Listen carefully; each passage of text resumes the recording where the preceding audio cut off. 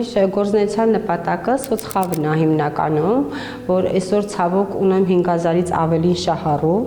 որոնք ունեն ամեն ինչի կարիք, սկսած ֆինանսական, մինչև հագուստ եւ սնունդ։ Մենք իրենց կարողանում ենք օգնել հիմնականում անհատի միջոցով, դիմում ենք անհատներին, պաշտոնական գրություններով դիմում ենք անհատին, ինչ որ միջոցով, խանութները դա կլինի, դա անհատ մարդիկ, բայց դա հարցի լուծում չեմ տեսնում, ինչքան կարող է անհատը օգնել,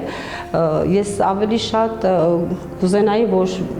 կառավարության կողմից լինի այդ հովանավորությունը, այդ բյուջեի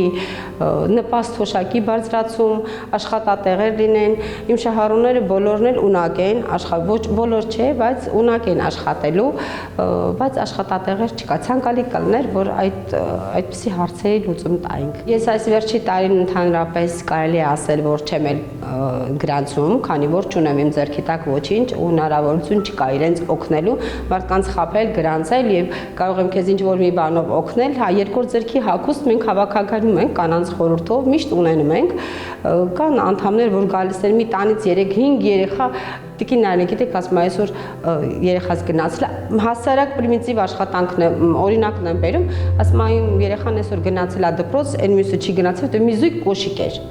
Կամ մեկը պետք է հագի կամ մյուսը, ինչ դա մենք մեր դրա համար ելնելով այդ ամենից արմավիրի կանանց խորհուրդ հավաքագրում է եւ տաներից եւ անհատներից կարողանում ենք նման աջակցություններ ցուցաբերել, բայց դա